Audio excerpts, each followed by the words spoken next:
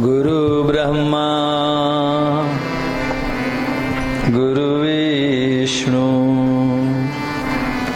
गुरुर्देवो महेश्वर गुरुर्साक्षात्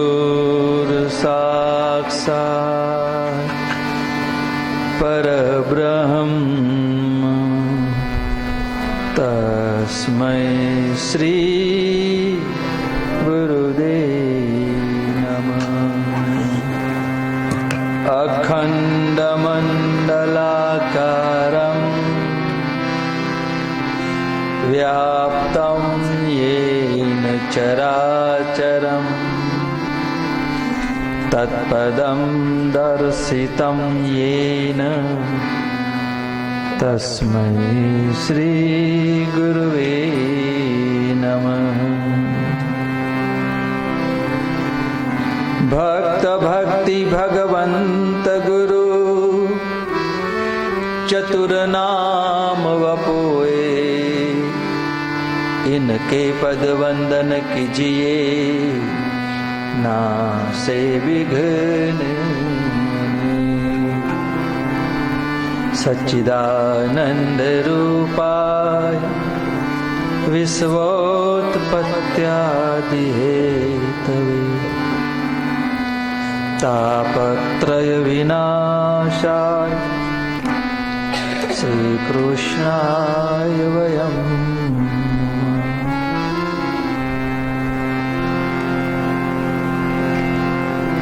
नमः शिवाय नमः शिवाय नमः शिवाय नमः शिवाय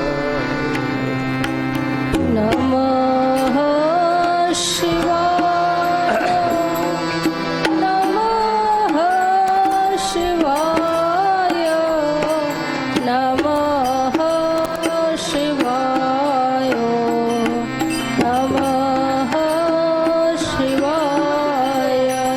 ॐ नमः शिवाय नमः शिवाय नमः शिवाय नमः शिवाय नमः शिवाय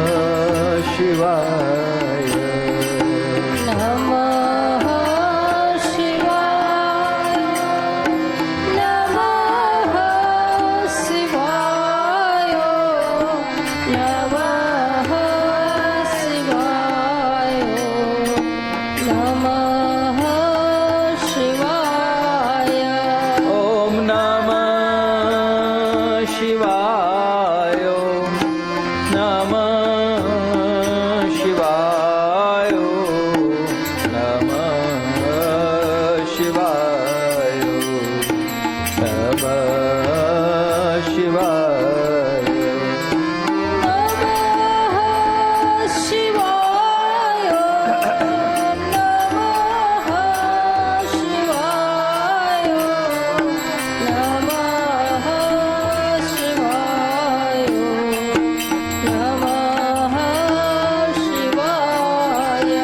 ॐ नमः शिवाय नमः शिवाय नमः शिवाय नमः शिवाय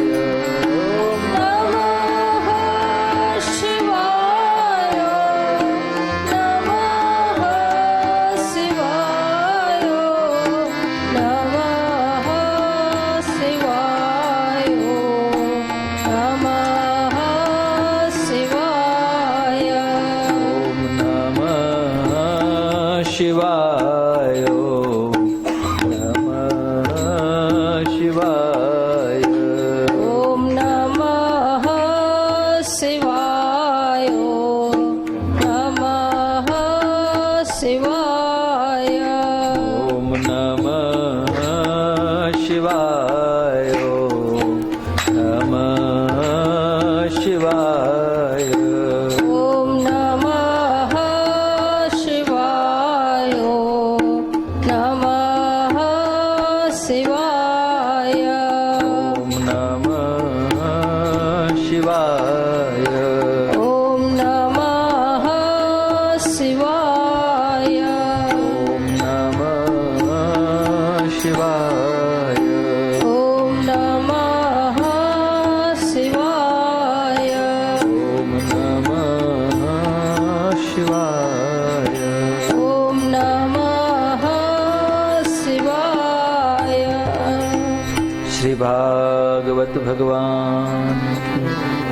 ભગવાન શ્રી વેદવ્યાસ મુનિ, શ્રી શુકદેવજી મહારાજ, શ્રી પરીક્ષિત રાજન, શ્રી ઘનશ્યામજી મહારાજ, શ્રી રામચંદ્ર ભગવાન, શ્રી હનુમંત મહારાજ. ઓમ નમઃ પાર્વતી પતયે. હર હર હર મહાદેવ. જય જય શ્રી રાધે. શ્રીમદ ભાગવતજીને પ્રણામ. મહાપુરુષોની અનેક સૂક્ષ્મ ચેતનાને પણ પ્રણામ. સાથે સાથે આજના સત્સંગમાં આપ સૌ ભક્તો પધાર્યા, આપ સૌને પણ પ્રણામ. અને ભાગવતજીના મહિમાનું રસપાન કરીએ. હરિદ્વાર ક્ષેત્રમાં સનતકુમાર દેવશ્રી નારદજીને અન્ય ઋષિ મુનિઓને સંભળાવી રહ્યા છે. આવો એ મહિમાનું આપણે રસપાન કરી આપણે આપણું જીવન ધન્ય બનાવીએ, કૃતકૃત્ય થઈએ. સનતકુમારો કહે છે, હે દેવર્ષિ, આવી રીતે કરોડો યજ્ઞો કરવા છતાં પણ જે ફળની પ્રાપ્તિ ન થાય તે પ્રાપ્તિ સહજતામાં શ્રીમદ ભાગવત શ્રવણથી પ્રાપ્ત થાય છે. કલિયુગમાં કથા શ્રવણ એ શ્રેષ્ઠ ઉપાય બતાવ્યો છે.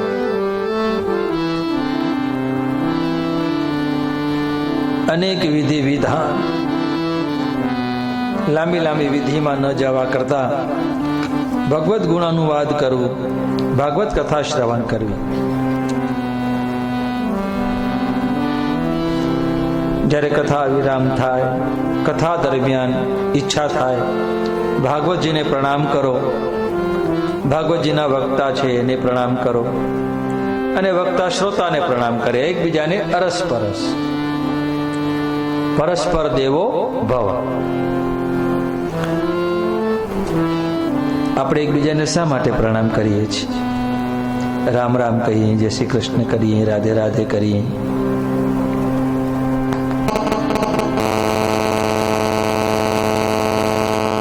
એનો અર્થ છે ઓમ ઓમ. રામ કહીએ છીએ કે ભાઈ આપમાં રામ છે, સામેથી કહે રામ રામ, તો કે જે મારામાં રામ છે એમ આપમાં પણ રામ છે. એટલે વક્તા શ્રોતા દરેક જણ જેટલા આવે એકબીજાને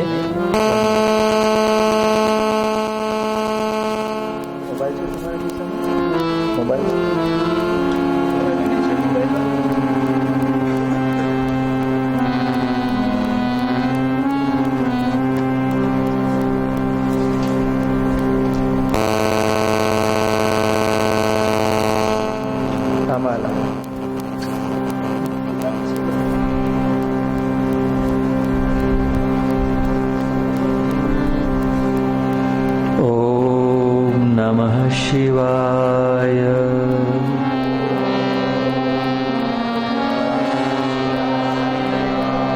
ઓમ નમઃ શિવાય.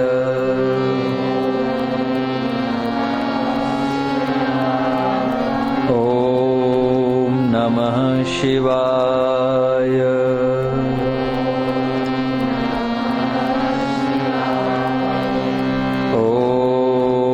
નમઃ શિવાય.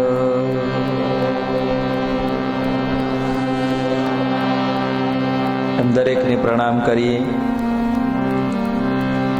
ભાગવતજીને પ્રણામ કરીએ, શ્રોતા વક્તા દરેકને એકબીજાને અરસપરસ પ્રણામ કરીએ. ભગવત ભાવથી દરેકને નિહાળીએ. કથા દરમિયાન દિવ્ય કીર્તન કરીએ. નૃત્યની કર્તવ્યમ કીર્તનમ તતઃ મૃદંગ તાલ લલિત. સંગીતની સાથે કીર્તન સ્પષ્ટ કહ્યું છે. કથાની પદ્ધતિ હોય છે. એક છે વ્યાસ પદ્ધતિ, બીજી છે નારદીય પદ્ધતિ. નારદીય પદ્ધતિમાં, વ્યાસ પદ્ધતિમાં સંગીત સાથે કથા કરવું, એમાં સંગીત હોવું એ દોષ છે, અપરાધ છે. જ્યારે કીર્તન પદ્ધતિમાં સંગીત ન હોય તો અપરાધ છે. બે પદ્ધતિ છે, વ્યાસ પદ્ધતિ અને નારદીય પદ્ધતિ. તો ભાગવતજીના અત્યારના જ્યાં સુધીના જેટલા ભક્તાઓ છે, મોટે ભાગે લોકો એ નારદીય પદ્ધતિથી કથા કરતા હોય છે. અને અમુક વક્તા એવા છે કે જે વ્યાસ પદ્ધતિથી પણ કથા કરે છે. અહીં બતાવ્યું મૃદંગ તાલ લલિતમ કર્તવ્યમ કીર્તનમ તતઃ. મૃદંગ તાલની સંગીતની સાથે ભગવદ નામ સંકીર્તન કરવું કથા દરમિયાન. કીર્તન વિના કથા અધૂરી છે. જ્યારે કથા દરમિયાન કીર્તન થાય છે ત્યારે કથા પૂર્ણ બને છે. કથામાં રહેલા દોષ, કથામાં રહેલા અપરાધો દૂર થઈ જાય છે.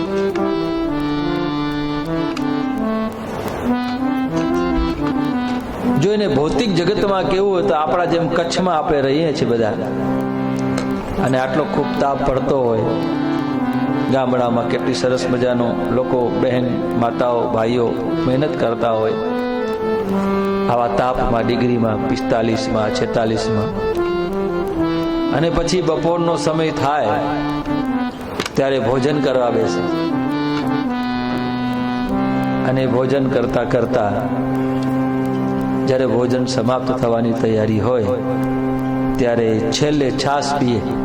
છાશ પીએ એટલે એને એમ લાગે તૃપ્તિ થાય, ભલે કે ભોજનમાં ગમે તેમ હોય, પણ છાશ પીએ એટલે એને શાંતિ હોય કે હા, ભોજન પૂરું. એવી રીતે ભૌતિક ભાષામાં, ભૌતિકતામાં આપણે એક છાશનું સરળ ઉદાહરણ લઈને દ્વારા ભોજનમાં તૃપ્તિ આવે કે હા, આનંદ આવ્યો, હવે ભોજન પૂરું થાય. પણ એ તો હજી નિમ્ન,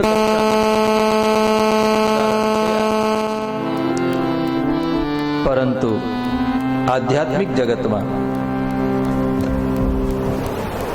આખી કથા કરીએ અને કથા દરમિયાન જ્યારે કીર્તન થાય,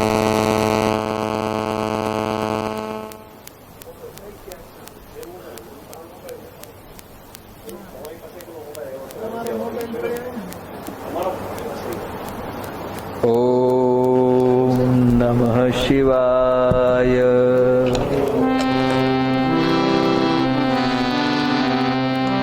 ઓમ નમઃ શિવાય.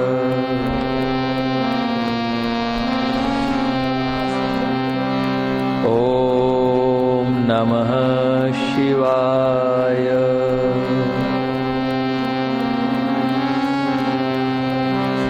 ઓમ નમઃ શિવાય.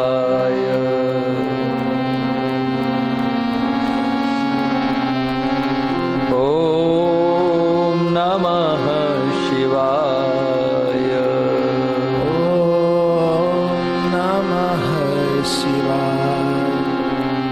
ઓમ નમઃ શિવાય. ઓમ નમઃ શિવાય. તેથી કીર્તન કરવું. તો કીર્તન વિના કથા અધૂરી છે. કીર્તનથી કથા પૂર્ણ થાય છે. કીર્તનનો મહિમા છે, પોતાનો મહાયોગ છે. કર્તવ્યમ કીર્તનમ તતઃ. કીર્તનમ સ્પષ્ટ કહે છે, 57માં શ્લોકમાં કહે છે, મૃદંગ તાલ લલિતમ. મૃદંગ તાલ લલિતમ. મૃદંગ તાલ લલિતમ. મૃદંગ તાલ गीतं कर्तव्यं कीर्तनं ततः। कर्तव्यं कीर्तनं। તો ભાગવત કથામાં સંગીતની સાથે તાલની સાથે ભગવાનના નામનું કીર્તન કરવું છે. જય જયકાર કરવાનું. જય શબ્દમ, નમઃ શબ્દમ, શંખ શબ્દમ ચકારયેત. આપણે જય જયકાર કરીએ છીએ શ્રી ભાગવત ભગવાન ભગવાન શ્રી વેદવ્યાસ મુનિ. આ બધા સિદ્ધાંતો છે. જય જયકાર કરવો. જે ભગવાનના નામનો જય જયકાર કરે, જે ભાગવતજીનો જય જયકાર થાય કરે છે, જીવનમાં એનો જય થઈ જાય છે. કેની સાથે? કે જે આપણામાં દુર્ગુણો રહેલા છે એ દુર્ગુણો સાથે જે યુદ્ધ કરવાનું છે એનામાં આપણો જય થાય છે. જે ભગવાનનો જય જયકાર કરે એનો જય થાય. ઓમ નમઃ પાર્વતી પતયે હર હર હર મહાદેવ. જય શબ્દમ, નમઃ શબ્દમ, શંખ શબ્દમ ચકારયે. શંખનો નાદ, આપણે ત્યાં શંખનાદ કરવામાં, પૂજા કરીએ એમાં ઘંટડીનો નાદ થાય. પ્રત્યેકના ઘરની અંદર સંધ્યા થાય ને તો ઘંટનાદ કરો, ઘરની અંદર આરતી કરો. સંધ્યાના સમયે શંખનો નાદ, જેના ઘરમાં નિત્ય ઘંટડીનો નાદ થતો હોય, જેના ઘરમાં નિત્ય શંખનો નાદ થતો હોય, એ ઘરની અંદર બીમારી પણ ના આવે. અનેક પ્રકારના કીટાણુઓ નાશ પામે. શંખના નાદથી વિજ્ઞાને સિદ્ધ કર્યું છે. આજનું વિજ્ઞાન સિદ્ધ કરે કે શંખનાદ કરવાથી અમુક પ્રકારના કીટાણુઓ નાશ પામે છે, રોગના કીટાણુઓ દૂર થઈ જાય છે. શંખની ઉત્પત્તિ સમુદ્રમાંથી થઈ. શંખને જ્યારે સ્પર્શ કરીએ, કાન ઉપર રાખીએ તો એનામાં ઘોષ થાય, સમુદ્ર જેવો નાદ થાય. સાંભળજો કે જેમ આપણે સમુદ્રના કિનારે બેઠા હોઈએ અને ત્યાં નિહાળતા રહો સમુદ્ર, ને સમુદ્ર કેવો અવાજ કરે, એની જે લહેર આવે,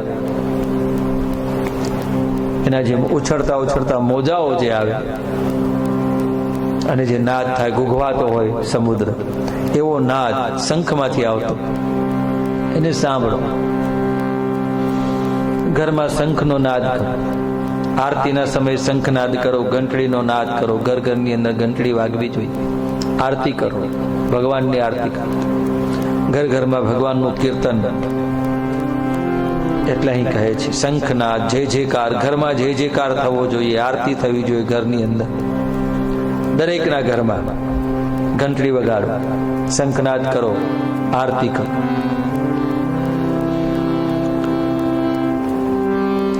અને ભાગવતજીની કથા થાય તો ગીતાજીનો પાઠ કરો, યજ્ઞ કરો. ઘરમાં યજ્ઞ પણ થવો જોઈએ, એની ચર્ચા પછી ક્યારેક કરશું.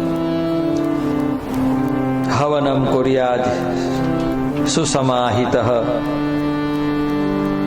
હોમાસક્તો. જે લોકો સપ્તાહ જે કરે છે એમાં જે હવન માટે હવન કરવાને જે અશક્ત હોય તેઓ બ્રાહ્મણો દ્વારા યજ્ઞ કરાવી શકે.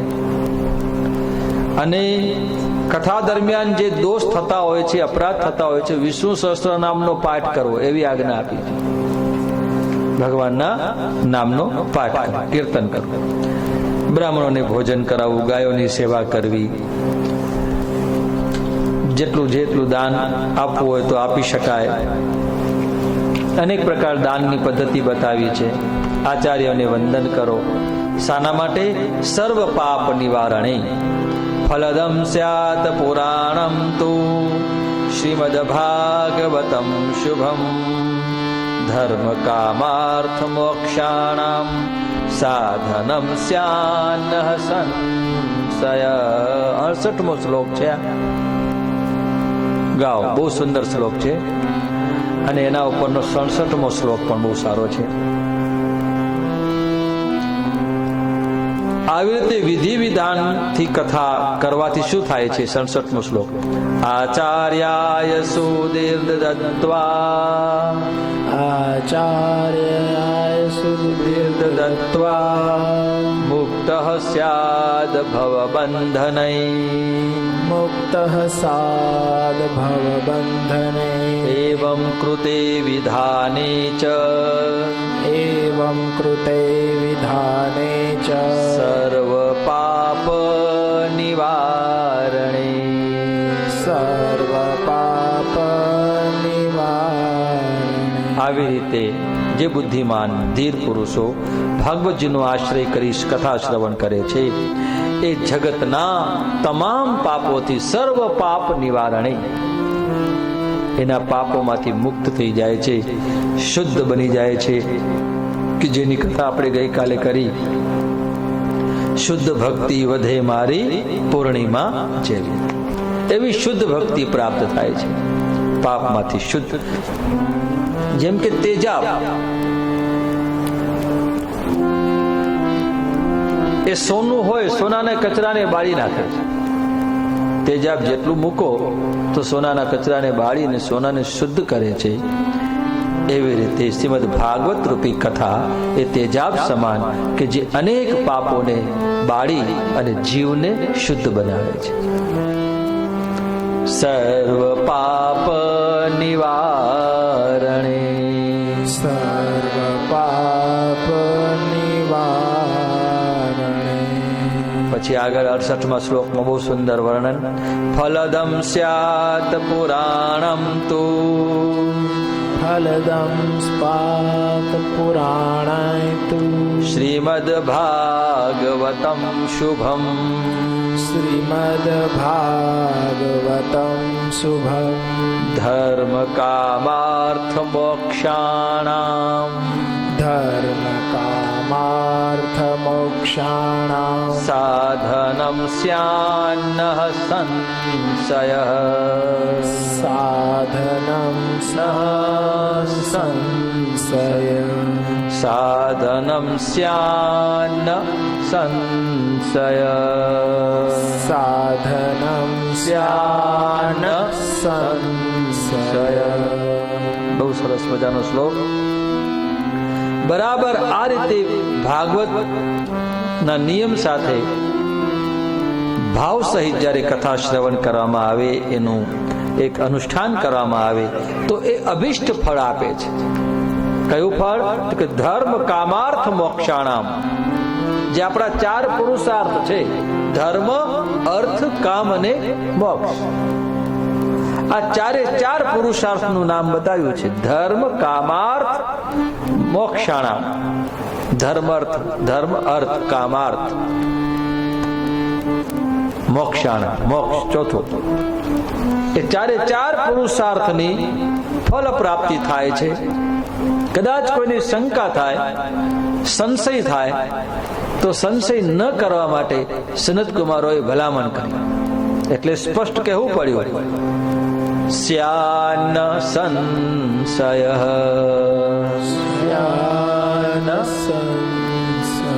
સ્યાન સંશય. કોઈ શંકા ન કરશો. એટલે સનત કુમારોએ કહે છે તો ધર્મ અર્થ કામ અને મોક્ષ 4 પુરુષાર્થ તો છે, અને આ જીવનમાં 4ની જરૂર છે. અને 4 પુરુષાર્થની પ્રાપ્તિ કથા શ્રવણથી પ્રાપ્ત થઈ જાય છે. આ ભાગવતજીનું ફળ છે. ભાગવતજીના કુલ 5 ફળ બતાવ્યા. અને એવું પણ છે કે ભાગવત સાંભળવાનું કોઈ પૂછે ફળ શું, તો કે બિલકુલ ફળ નહીં, કઈ ફળ જ નહીં ભાગવતજી.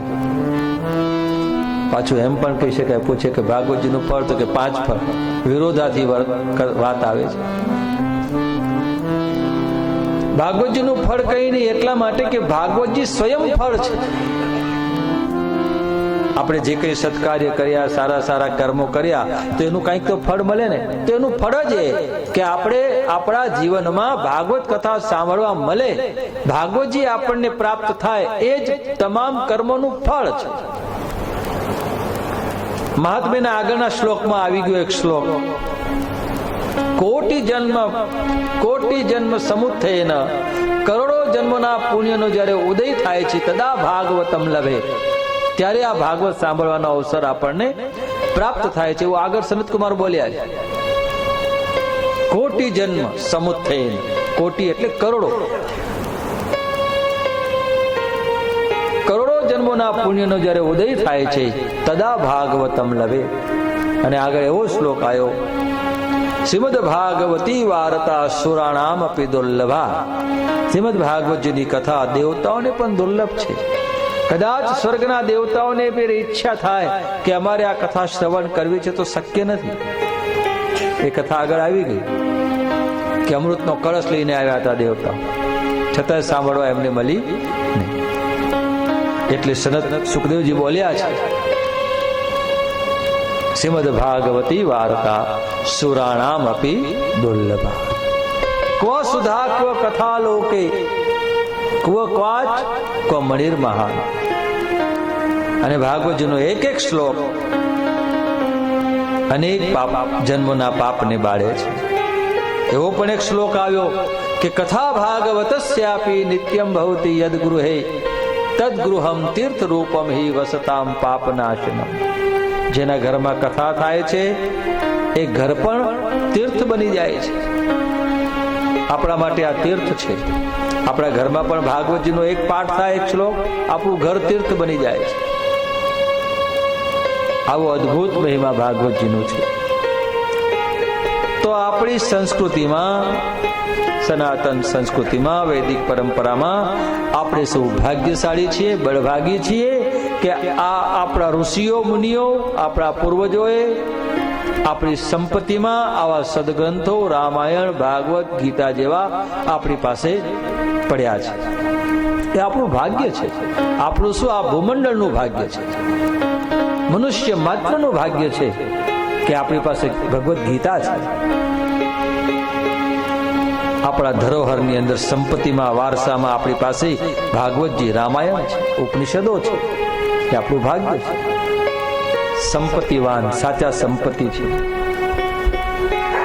કે ધર્મ, અર્થ, કામ અને મોક્ષ ચાર પુરુષાર્થની પ્રાપ્તિ કરાવે એવા સામાન્ય કંઈ નથી. સાક્ષાત શ્રી કૃષ્ણ પ્રત્યક્ષ પરમાત્માનું સ્વરૂપ છે, ભગવાન છે. ભાગવતજીની સેવા એ ભગવાનની સેવા, ભાગવતજીને સાંભળવું એ ભગવાનને સાંભળવું, ભાગવતજીની પૂજા સાક્ષાત ભગવાનની પૂજા છે. આ ભાવ રહેલો છે આપણી સંસ્કૃતિમાં.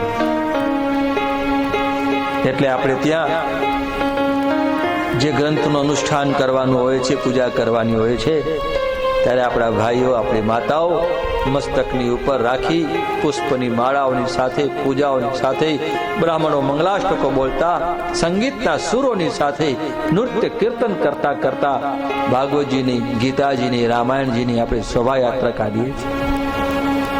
શાના માટે? કેમ કે આ પુસ્તક નથી, આ આપણી સંસ્કૃતિનું, આપણા ઋષિઓની, આ સાક્ષાત ભગવાન આપણી સાથે છે કે જે ધર્મ, અર્થ, કામ અને મોક્ષની પ્રાપ્તિ કરાવે, જે આપણું જીવન ધન્ય બનાવે, સ્વસ્વરૂપની પ્રાપ્તિ કરાવે, એવા અદ્ભુત ભગવત સ્વરૂપ છે. આટલી કથા કરી ત્યારબાદ સનતકુમાર કહેવા લાગ્યા, કુમારા ઊચુ ઇતિ તે કથિતમ સર્વમ, ઇતિ તે કથિતમ સર્વમ કિમ ભૂયઃ શ્રોતુમિચ્છસી, કિમ ભૂયઃ શ્રોતુમિચ્છસી. શ્રીમદ ભાગવતેનૈવ, શ્રીમદ ભાગવતેનૈવ ભુક્તિ મુક્તિ કરે સ્થિતા, ભુક્તિ મુક્તિ કરે સ્થિત. બહુ સરસ મજાનો શ્લોક સનતકુમારો કહે છે, હે દેવર્ષિ નારદજી, અમે આપને ભાગવતજીનો મહિમા કઈ સંભળાવ્યા. ઇતિ તે કથિતમ સર્વમ, કથિતમ એટલે કહ્યું, ઇતિ એટલે આવી રીતે જ્યારે બધું પૂરું થાય, વિરામ જવાનું હોય ત્યારે આપણે હંમેશા સંસ્કૃતમાં ઇતિ શબ્દ આવે. ઇતિ શ્રીમદ ભાગવતે જ્યારે દરેક પ્રત્યેક સ્કંદના પ્રત્યેક અધ્યાયના છેલ્લે છેલ્લે ઇતિ શ્રીમદ ભગવદ્ ગીતા શું ઉપનિષદ ગીતાજીમાં પણ ઇતિ શબ્દ આવે અધ્યાયના, એમ દરેક ગ્રંથમાં ઇતિ શબ્દ છેલ્લે છેલ્લે આવે. તો આખી બધું ભાગવતનો મહિમા ગાયા પછી હવે કુમારો કહે છે, સનત કુમારો ભગવાનનો જે પહેલો અવતાર છે એ કહેવા લાગ્યા, ઇતિ તે કથિતમ કિમ તે કથિતમ સર્વમ કિમ ભૂયઃ શ્રોતુમિચ્છસી. કિમ ભૂયઃ શ્રોતુમિષ્યતિ. હે દેવર્ષિ, મેં આપને બધું જ કહ્યું, હવે આપ શ્રોતુમ ઈચ્છસી. શ્રોતુમ એટલે સાંભળવા માટે કઈ ઈચ્છો છો? બીજું શું ઈચ્છો છો? અથવા આટલી કથા કર્યા પછી આપને કોઈ પ્રશ્ન શંકા થઈ હોય તો આપ અમને પૂછો. જેમ આપણે શનિવારના નક્કી કર્યું કે ભાઈ 6 દિવસની કથા સાંભળી અને એમાં કઈક પ્રશ્ન હોય તો શનિવારે પૂછવાનો. એવી રીતે સનત કુમાર કહે છે, દેવર્ષિ આપને આટલી કથા કરી, હવે આપને કઈ સાંભળવું છે અથવા કઈ સાંભળવા ઈચ્છો છો? શ્રોતુમ ઈચ્છસી, તમે સાંભળવા કઈ ઈચ્છો છો? શ્રીમદ ભાગવતે નૈવ. શ્રીમદ ભાગવતે નૈવ. શ્રીમદ ભાગવતે ત્રીજી વિભક્તિ સંસ્કૃતમાં વડે, શ્રીમદ ભાગવત વડે. એવ એટલે ભાગવત થી જ શું પ્રાપ્ત થાય છે? અદ્ભુત શ્લોક. ભુક્તિ મુક્તિ ભુક્તિ મુક્તિ ભુક્તિ મુક્તિ ભુક્તિ મુક્તિ. ભુક્તિ અને મુક્તિ, સંસારના ભોગ પદાર્થો, સંસારની જે કોઈ ઈચ્છા કરેલી હોય તે, અને આધ્યાત્મિક ઈચ્છા, જે સંસારને લગતી જે કોઈ વાસના કે ઈચ્છા રહેલી હોય એને ભુક્તિ કહેવાય. સંસારના સુખ ભોગો એ ભુક્તિ છે, અને આધ્યાત્મિક ઈચ્છા, આધ્યાત્મિક સંપત્તિ, આધ્યાત્મિક સંપદા એને કહેવાય મુક્તિ. સંસારિક બાબતની જે કઈ ઈચ્છા રહેલી હોય, જે કઈ સાધનાની, જે કઈ સાધનો જોઈતા હોય, પદાર્થોની કઈ ઈચ્છા રહેલી હોય એ બધી ભુક્તિ કહેવાય. અને આધ્યાત્મિક જગતના જે પદાર્થો, જે કોઈ સાત્વિક ઈચ્છાઓ એને મુક્તિ કહેવાય. તો ભુક્તિ મુક્તિ કરે સ્થિતા. કરે એટલે હાથની જેમ આગળ એક શ્લોક આવ્યો હતો કે શ્રીમદ ભાગવત કથા સાંભળવાથી શું થાય છે? યસ્યા શ્રવણ માત્રેણ. યસ્યા શ્રવણ માત્રેણ મુક્તિ કરતલે સ્થિતા. મુક્તિ કરતલે સ્થિતા. મુક્તિ હાથની અથડીમાં આવી જાય એવો એક શ્લોક આવ્યો હતો. પછી એના પાછળનો બીજો શ્લોક એક આવ્યો હતો, યસ્યા શ્રવણ માત્રેણ. યસ્યા શ્રવણ માત્રેણ હરિશ્ચિત્તમ સમાશ્રયે. હરિશ્ચિત્તમ સમાશ્રયે. કે જે કથાને સાંભળવાથી મુક્તિ હાથની અથડીમાં આવી જાય, જે કથાને, જે લીલાને સાંભળવા માત્રથી હરિ ચિત્તમ સમાશ્રયે, પરમાત્મા સ્વયં આપણા હૃદયમાં પ્રવેશ કરી ચૂકે છે. આવો આ ભાગવતજીનો મહિમા. અને હવે અહીંયા કહે છે કે શ્રીમદ ભાગવતે નૈવ ભુક્તિ મુક્તિ કરે સ્થિતા. ભુક્તિ અને મુક્તિ હવે કાંઈ બાકી રહેતું નથી. જે કંઈ જોઈતું હોય બસ અહીંયા આવી કથામાં બેઠા બેઠા સારી શુભ ભાવના કરો. આપ જે કંઈ ભાવના કરશો એ આપને પ્રાપ્ત થઈ જશે. સંત જ્ઞાનેશ્વર મહારાજની ટીકા ભાગવતજીની જેમ સંતોએ જેમ ટીકા કરી છે ભગવદ્ ગીતાની ઉપર, અનેક ટીકાઓ છે. જેમ આદ્ય જગતગુરુ શંકરાચાર્ય મહારાજે પણ ટીકા કરી ગીતાજીની. મહાપુરુષો, અનેક મહાપુરુષો, સિદ્ધ પુરુષોએ ગીતાજીની ઉપર પોતપોતાની ટીકા બતાવી છે. એવી રીતે સંત જ્ઞાનેશ્વર મહારાજે ટીકા રચી છે ગીતાજીની ઉપર, જેને આપણે જ્ઞાનેશ્વરી કહીએ છીએ. એમાં સંત જ્ઞાનેશ્વર મહારાજે એક શ્લોકની ટીકામાં એવું બતાવ્યું છે કે ભગવાન ક્યાં રહે છે, ભગવાન ક્યાં છે. એમાં ભગવાન સ્વયં અર્જુનને કહે છે, હે અર્જુન, મને શોધવું હોય તો તું ક્યાંય ન શોધીશ. જેમ કે ઓલો શ્લોક છે ને આપણે એક કે નાહમ વસામી વૈકુંઠે યોગીનામ હૃદયેન ચ મદ ભક્તા યત્ર ગાયંતી તત્ર તિષ્ઠામિ. એને મળતો આ શ્લોક સંત જ્ઞાનેશ્વર મહારાજે ટીકામાં બતાવ્યો, જ્ઞાનેશ્વરી. હે પાર્થ, મને શોધવા ક્યાંય જઈશ નહીં, કોઈ મંદિરમાં નહીં, કોઈ વૈકુંઠમાં નહીં, પણ જે જગ્યાએ મારા ભક્તો સ્મરણ કરતા હોય, કીર્તન કરતા હોય, ત્યાં હું પ્રત્યક્ષ હાજર હોઉં છું, એમ ભગવાન કહે છે. માટે તું એવી જગ્યાએ મને શોધજે કે જ્યાં ભગવાનનું કીર્તન થતું હોય, નામ સંકીર્તન થતું. તો ભુક્તિ મુક્તિ, ભગવાનનું નામ, કીર્તન, તો કથા કહેવી, કથા સાંભળવી, કથાને પણ કીર્તનમાં જ ગણવામાં આવે છે. અને ભગવાનનું નામ એ પણ કીર્તન છે. તો મદભક્તા યત્ર ગાયંતી તત્ર તિષ્ઠામિ નારદ. ભગવાન અને ભગવાનનું નામ એ બે જુદા નથી, બંને એક છે. જ્યાં સુધી આપણને પ્રાપ્તિ થઈ નથી ત્યાં સુધી નામ એ સાધના છે, અને પ્રાપ્તિ થઈ જાય પછીનું જે નામ સંકીર્તન થાય તે નામ એ સાધના નથી રહેતી, પણ એ નામ જ અમૃત બની જાય છે. પછી અમૃત થઈ જાય. અમૃતનો જેમ રસાસ્વાદ લઈએ એમ નામનો રસાસ્વાદ પ્રાપ્ત થાય. પણ જ્યાં સુધી પ્રાપ્તિ ન થઈ હોય ત્યાં સુધી નામ એક સાધન થઈ જાય છે. સંત જલારામ બાપા રામ રામ બોલતા હોય અને આપણે રામ રામ બોલીએ, આપણને જે આનંદ મળે ને બાપાને જે આનંદ મળે એમાં બહુ તફાવત હોય. મીરાબાઈ ગિરધર ગિરધર કરતી નાચતી હોય, ગિરધર ગોપાલ ગિરધર ગોપાલ, અને ગિરધર ગોપાલ જ્યારે મીરાબાઈ બોલતા હોય ને આપણે બોલીએ અને એને જે આનંદ મળતો હોય ને આપણને જે પ્રાપ્ત થતી એમાં બહુ તફાવત હોય. એમાં તો અમૃતની ધારા થતી હોય, અમૃત. અને આપણા માટે નામ એ સાધન સ્વરૂપ છે. ક્યાં સુધી? જ્યાં સુધી પ્રાપ્તિ થઈ નથી ત્યાં સુધી. પણ પ્રાપ્તિ થઈ ગયા પછી એ જ નામ અમૃત બની જાય. એટલે નૃસિંહ ભગવાન પ્રહલાદજીને કહે છે કે બેટા, મારું નામ એ અમૃત છે અને મારી કથા એ અમૃત છે. પણ એ અમૃતનો અનુભવ પ્રાપ્તિ થયા પહેલા પછી થાય, નહીતર ત્યાં સુધી સાધન થાય, એને જપવા પડે ખૂબ. તુકારામજી મહારાજ નામ જપે તો એ નામ નો અનુભવ કરવા માટે ભુક્તિ મુક્તિ કરે સ્થિતા. તો ભાગવત કથા શ્રવણ કરવાથી સંસારની ઈચ્છાઓ, સંસારની જે વાસનાઓ, સંસારની જે તમન્નાઓ, બસ કથામાં આવો.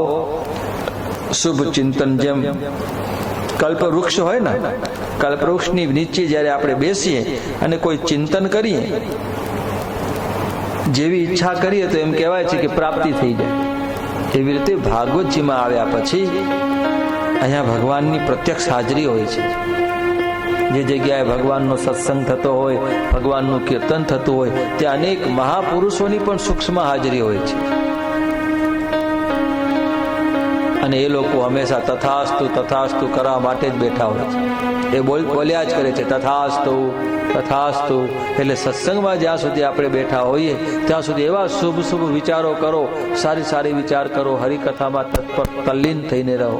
અને વિચાર કરવા હોય, કોઈ ચિંતન કરવું હોય તો સારા વિચાર કરો, કેમ કે વિચારો પૂર્ણ થઈ જશે, એ ઈચ્છા સફળ થશે.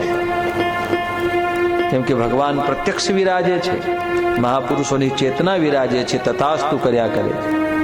એટલે અહીં કહ્યું છે કે શ્રીમદ ભાગવતે નેવ, શ્રીમદ ભાગવતે નેવ, ભુક્તિ મુક્તિ કરે સ્થિતા. ભુક્તિ મુક્તિ કરે સ્થિતા. તો ભુક્તિ પણ આવી ગઈ અને મુક્તિ પણ આવી ગઈ. સંસારના સુખો પણ આવી ગયા અને આધ્યાત્મિક જગતનો જે આનંદ છે એ પણ, આ બંનેની પ્રાપ્તિ ભાગવત દ્વારા પ્રાપ્ત થઈ જાય છે. એવો એક શ્લોક સનત કુમારો છેલ્લે નારદજીને કહે છે. અને કહે છે કે નારદજી, હવે આપ કંઈ સાંભળવા ઈચ્છો છો? ઇતિ તે કથિતમ સર્વમ, બધું જ કહેવાય ગયું. કિમ ભૂય શ્રોતુમ ઈચ્છસી, હવે તમે શું સાંભળવા ઈચ્છો છો? સૂત ઉવાચ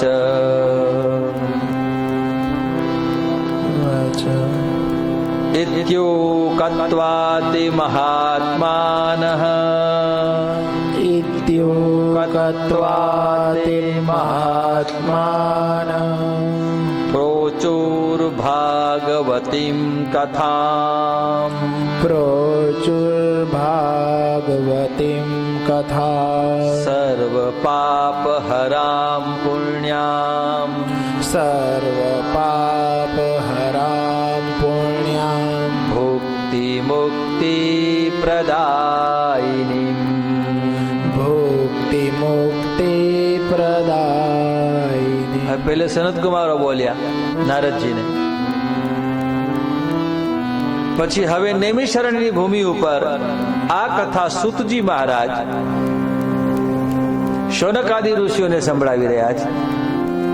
અને એમને હવે સૂતજી બોલવા લાગ્યા. સૂત ઉવાચ, સૂતજી કહે છે કે હે ઋષિ મુનિઓ, આવી રીતે આમ કહીને મહામુનિ સનતકુમારોએ વિધિપૂર્વક આખી કથા કહી કે જે કથા સર્વ પાપ હરા, સર્વ પાપ હરા, કોઈ પણ જગતનું એવું પાપ નથી કે જેનાથી બળીને ભસ્મ ન થાય. સર્વ પાપ હરામ પુણ્યામ સર્વ પાપહરાં પુણ્યાં સર્વ પાપ હરામ પુણ્યામ સર્વ પાપહરાં પુણ્યાં સર્વ પાપોને નાશ કરનારી, પરમ પવિત્ર તથા ભોગ અને મોક્ષ આપનારી, ભુક્તિ મુક્તિમ, પાછું ભુક્તિ મુક્તિનો શબ્દનો પ્રયોગ કર્યો. ભુક્તિ મુક્તિમ પ્રદાયિની, પ્રદાયિની એટલે આપનારી, ભુક્તિ અને મુક્તિને આપનારી આવી ભાગવતજીની કથાનું એમણે વર્ણન કર્યું કે જે સાંભળતાની સાથે સાક્ષાત પરમાત્માની પછી સ્તુતિ કરી અને તદંતે જ્ઞાન વૈરાગ્ય ભક્તિ નામ પુષ્ટતામ પરા તારુણ્યમ પરમમ ચાભૂતમ આહા, અને કે જેના માટે જ્ઞાન અને વૈરાગ્ય જે મૂર્છિત થઈ ગયેલા હતા એ જ્ઞાન વૈરાગ્ય પુષ્ટ પામ્યા.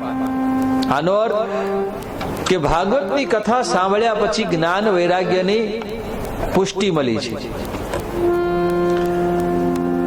જે જ્ઞાન વૈરાગ્ય મૂર્છિત થયેલા હતા એ પુષ્ટ બન્યા. એમ આપણામાં પણ જ્ઞાન વૈરાગ્ય છે, પણ એ જ્ઞાન વૈરાગ્યને પુષ્ટ બનાવવા હોય, જાગૃત બનાવવા હોય, મૂર્છાઓની ઉતારવાની હોય તો ભાગવતજીનો આશ્રય કરો. ભાગવતજીનો આશ્રય કરવાથી જ્ઞાનની પ્રાપ્તિ, વૈરાગ્યની પ્રાપ્તિ અને ભક્તિ નૃત્ય કરવા લાગે છે. જ્ઞાન, ભક્તિ અને વૈરાગ્ય ત્રણેય ને પ્રફુલ્લિત કરવા માટે ભાગવતજીની આ કથા છે. જેમ જેમ ભાગવત કથા શ્રવણ કરતા જઈશું, આપણામાં ભક્તિનો પ્રવેશ થતો જશે, જ્ઞાનનો પ્રવેશ થતો જશે અને વૈરાગ્યનો પણ પ્રવેશ આપોઆપ થતો જશે. આવો થોડુંક સ્મરણ કરી લ્યો, ચિંતન કરો આવી ભાગવતજીની કથા. ઓમ નમઃ શિવાય. શિવાય. ઓમ નમઃ શિવાય. નમઃ શિવાય. ઓમ નમઃ શિવાય. ઓમ નમઃ શિવાય. ભગવાનની સાક્ષીમાં, સિદ્ધ મહાપુરુષોની સાક્ષીમાં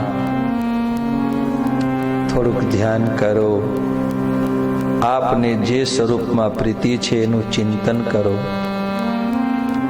જેનું ચિંતન કરવાથી આપનું મન ભીંજાઈ જાય છે એ સ્વરૂપને ભાવથી યાદ કરો હૃદયમાં, અને ભગવત કૃપા, મહાપુરુષોની કૃપાનો અનુભવ કરો.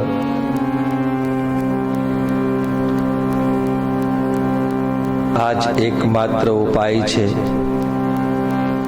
ભગવાન શ્રી કૃષ્ણ ગીતાજીમાં કહે છે, હે પાર્થ, ધ્યાનેન આત્મનિ પશ્યન્તિ. અર્જુન, ધ્યાન કરવાથી આત્માનો સાક્ષાત્કાર થાય છે અને આ ધ્યાન નિયમિત કરો. ભગવાનની કૃપાનો પ્રાપ્ત કરો, સદગુરુની કૃપાની પ્રાપ્ત કરો, સંતોની કૃપા.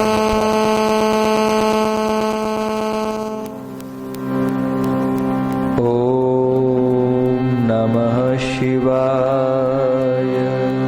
ઓમ નમઃ શિવાય. મંત્રને જપો. મંત્ર જ ભગવાનનું સ્વરૂપ છે. મંત્ર જ આત્મા છે. મંત્રને અર્થ સાથે જપો.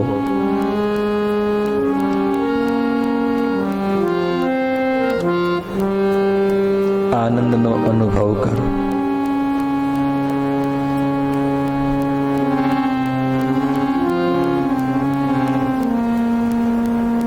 શ્વાસ પ્રશ્વાસની ઉપર ધ્યાન કેન્દ્રિત કરો.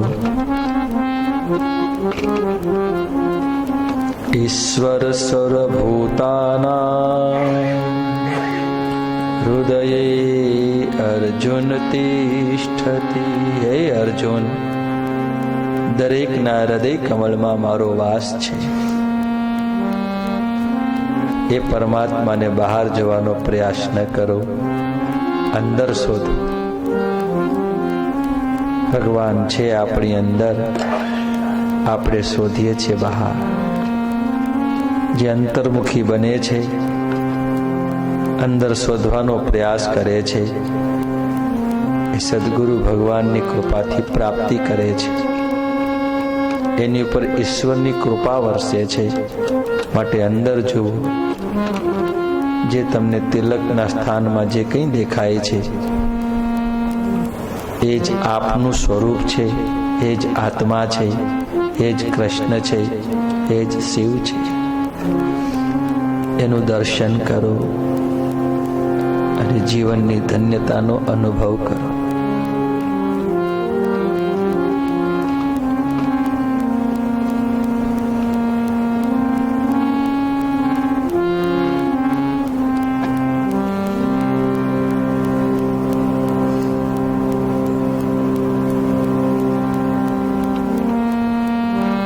નિરવ શાંતિ છે. યદ્ગત્વા ન નિવર્તન્તે તદ્ધામ. જેને ભગવાન કૃષ્ણ કહે છે મારું ધામ છે, જ્યાં આનંદ છે, જ્યાં સૂરજ નથી, જ્યાં ચાંદ નથી, કેવલ આનંદ આનંદ છે. અંતર્મુખી બની અનુભવ કરો, અંદર જુઓ. એ જ સાચી યાત્રા છે. જે અંદર જાય છે, અંદરનું વિશ્વ એની સામે ખડું થઈ જાય છે.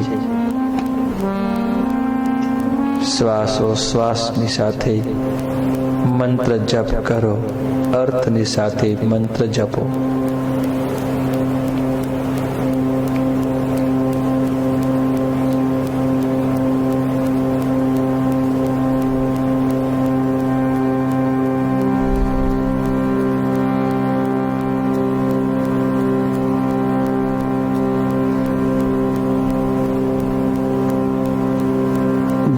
ધ્યાન કરતા જઈએ છીએ તેમ તેમ આપણે આપણા સ્વસ્વરૂપની નજદીક પહોંચતા જઈએ છીએ.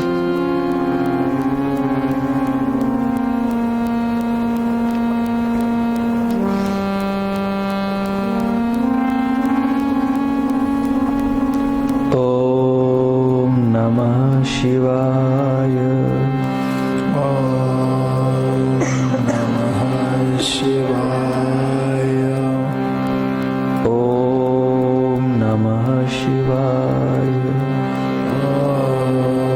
નમઃ સ્મરણ કરો, ચિંતન કરો.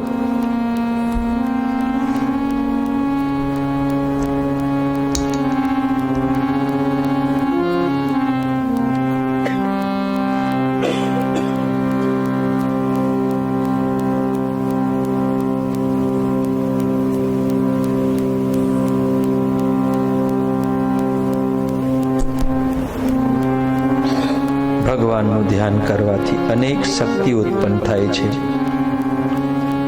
ભગવાનનું સ્મરણ કરવાથી, સ્વ સ્વરૂપનું ચિંતન કરવાથી, આત્માનું ચિંતન કરવાથી અનેક ઉર્જા ઉત્પન્ન થાય છે. એ ઉર્જાને શરીરના તમામ અંગોમાં, રક્ત કણની અંદર, કણકણમાં દેહને દિવ્ય બનાવવા માટે, એ ઉર્જાને સમસ્ત શરીરના અંગમાં પહોંચાડવા માટે આવો ભગવત નામ સંકીર્તન કરીએ. પ્રેમથી સંકીર્તન કરો અને ભગવાનની કૃપાનો, આનંદનો અનુભવ કરો. બહુ પ્રેમથી, ભાવથી, ઉત્સાહથી, આનંદથી ભગવાનના નામનું કીર્તન કરો.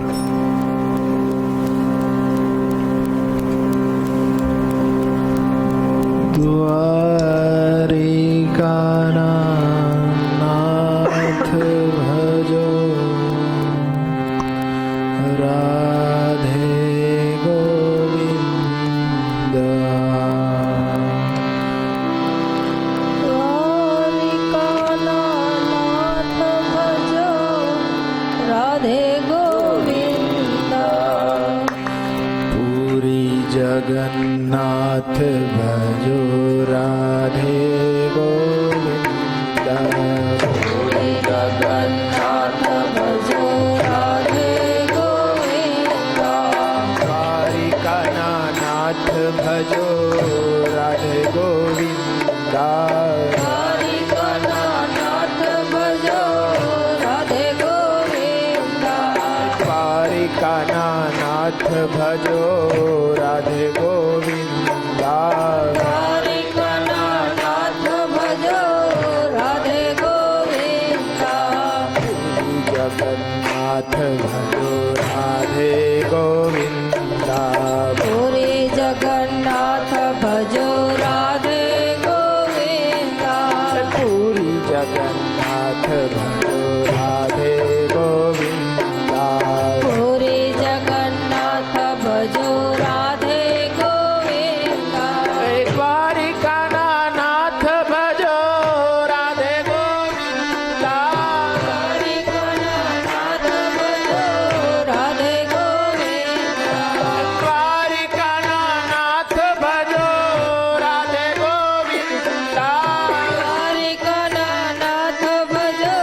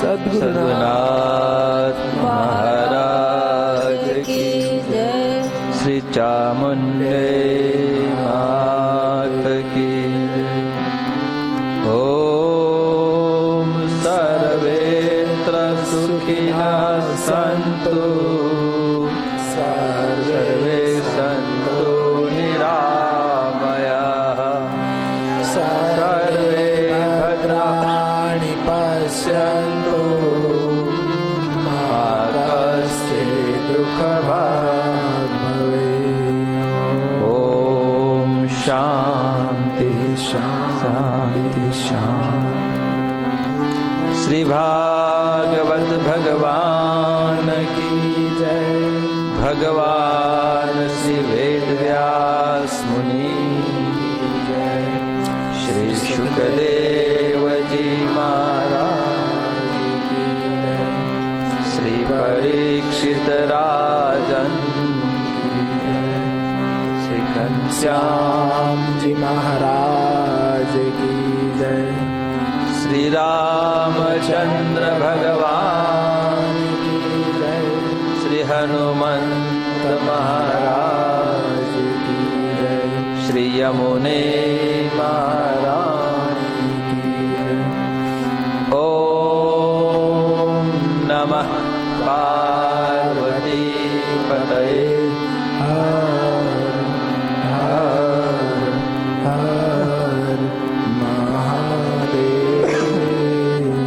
જય જય શ્રી રાધે.